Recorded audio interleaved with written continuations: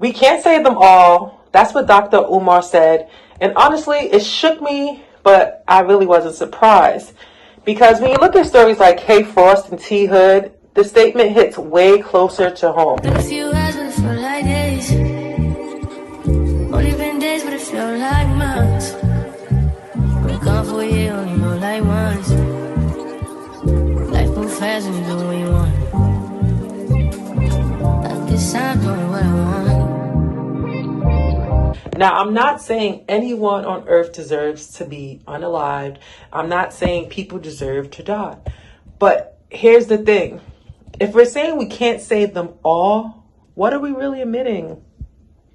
That some young people just don't matter enough, that their pain is too complicated, that the system gave up before it even tried? Let's talk about it. Welcome back. If you're not familiar with K. Frost or T-Hood, well, you're just like me. I know who K. Frost was because of her famous parent and step-parent. But recently, their name has been trending all over the internet. There were stories in motion. Young, gifted, raw with potential. These are two creative minds with big voices that could have had a real impact. But something went wrong. But they were also kids who carry weight. Weight from the streets. Weight from trauma. From systems that were built to undermine them, let alone support them. Like a lot of us, right? So they show us in school and society already, they show up in school and society already judged, labeled, sometimes criminalized, really understood. And slowly they become symbols of what happened to them when we don't catch it in time as kids. And when potential dies in silence, because that's what was happening with T-Hood. I heard that he's on all these drugs. I heard that he's trying all these things. I heard that he has a history of brutally beating women. This is not something you learn as a young man. This is something from childhood. And with the response of his mother, okay, I'm pretty sure he had seen this in his life, either with his mother or himself or his sisters. And T-Hood slowly became the symbol of what was not caught in time. His potential was dying silently. That's why he's somehow jealous of Kelsie. He was jealous because his potential died. Kelsie, to me, I don't like her rap career, but what she does have that he doesn't have, it seems to be a family support, or at least the money, if that, right? So when Dr. Urmar said, we can't save them all. I know some of us love our children, but some of our children are so far gone that we're going to have to put some of them to sleep in order to take back the neighborhood. Some of y'all don't want to hear that because you don't live in reality. But I'm telling you, as a psychologist, I'm not going to be able to psychologize all of them on the corner. Some of them going to sleep for God. I don't think he meant it cruelty.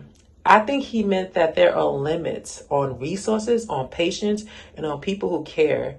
In this T-Hood situation, it sounded like he was surrounded by a lot of women trying to help him, and all the men were just encouraging and laughing at his behavior. One, we have to have the men step up and be leaders. Ladies, you can't go, the girl, I saw all these posts talking about, oh, this is my friend, my friend, my friend. None of these women can save you from an angry man. None of them. But here's my problem. The statement has finally made sense to me when I saw this T-Hood situations. Like, we're okay letting someone slip through the cracks as long as we catch a few. And that mindset is dangerous because it turns young lives into numbers and it shifts blames onto the kids instead of the brokers and the broken system that failed him. This situation, his family failed him. His sisters failed him. Not to rub it in, but this is a lesson for all the mothers out there who don't want to be doing this with their own son or own daughters. You failed them. You can't let this behavior. In our community, a lot of times we ignore behaviors until it becomes a severe problem, like drugs, like abuse, like women, like being freaked out. So many things we ignore before they be like, I didn't know my son was a kingpin. He just came home and bought a Mercedes and he just fly. So we need to stop ignoring.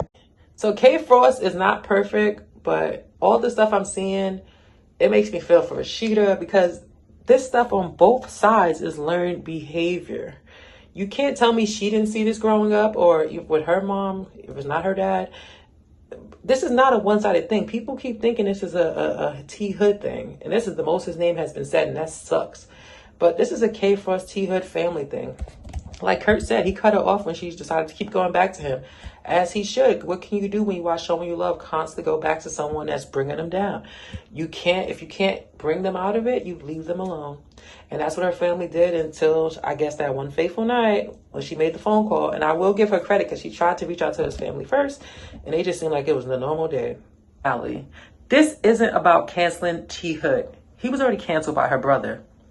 He was a human being with his own pain, but facts are facts. If those allegations are true, which I saw a lot of women come out and say, a lot of police reports, Kelsie was being hurt over and over, okay? And I don't care what the family say, there's no amount of abuse that she could do to him that would outweigh the abuse he did to her. Unless she stabbed him or shot him, I don't see how bony little Kelsie, he lifted her with one arm. He pulled her head back and banged it on. Girl, his family is delusional. Unless they just, like I said, they're probably used to this. Maybe the mother and the sisters are going through it, so they think it's normal for a man to beat the shit out of you. And the way he was beating girls, it wasn't like he was slapping them. He was brutally attacking women. And I was looking at one post, and the friend was like, none of his friends stopped him. They just kept saying, you good, and laughing. And he was on drugs. So now he's a violent person on drugs. If that was an animal in the woods and it had rabies, what would you do? You would take it out, all right? So here's what people don't talk about enough. Not every hurt man wants help. Not every damaged person is trying to heal. I wrote a whole script for y'all, right? Some people just keep spreading their pain like a disease until it ends in tragedy. It's a pattern, y'all. Is this nothing old? You've been hearing this for years. Hurt people, especially when they're never held accountable, never go to therapy, and never feel any consequences. A few months before this, he got shot. He beat a girl so bad. They let him beat her to the point where they had to stop it. And the only way to stop him was to shoot him. And who was sitting there with him? Because he was with his side girl. Kelsie was in the hospital with him. When saving becomes dangerous, I see all Kelsie friends are coming out with text messages and stuff, her brother, but I would not risk my life for someone, because some of them we have to let go. Maybe her and him both needed to go. I hate to say that, God forbid, but we need to be more realistic. If we were Jewish, they would have been shunned a long time ago for bad behavior and not following the norms. Not right now. I'm making a video, duh. Think about this. What if Kelsie stayed longer? What if Kai didn't come? Would she be alive? Or would we be telling a different story? Would we even care about this story if Kelsie was the one who died and T-Hood was just in jail? It was just remember, Rashida Frost's stepdaughter's dead. T-Hood's in jail for domestic abuse. Again. Sometimes trying to save someone who refuses to heal ends up putting you in danger. Shout out to Kai. Kai is a nepotist baby who does not deserve to be in jail. He's a hero in this situation and should be let out immediately. I don't care what nobody say. This is why boundaries matter. Why interventions matter. Why we need real conversations about abuse, mental health, and violence, drugs, in and outside of our community. Because if we don't, we're losing young men to the same cycle. And we'll keep watching young women become collateral damage or reverse. So yeah, Dr. Urmar wasn't wrong when I look at it now. Some people's Sally won't be saved. And that's not just a loss for them. It's a threat to the people who try too hard to love them through it. Okay? Make sure you subscribe. All right, I know I look crazy, but I'm not that kind of YouTuber where I'm going to have to put an outfit on and come talk about something tragic. That's crazy to me.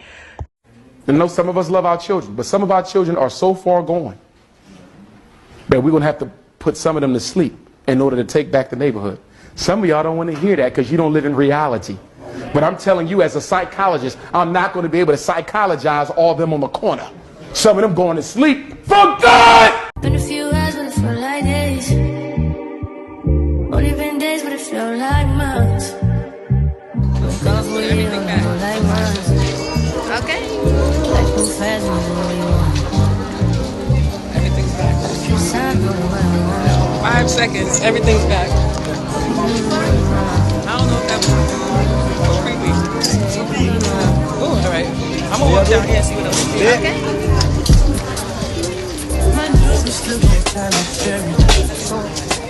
But she don't love me, she's too scared. My hope is fun like Jackie Brown.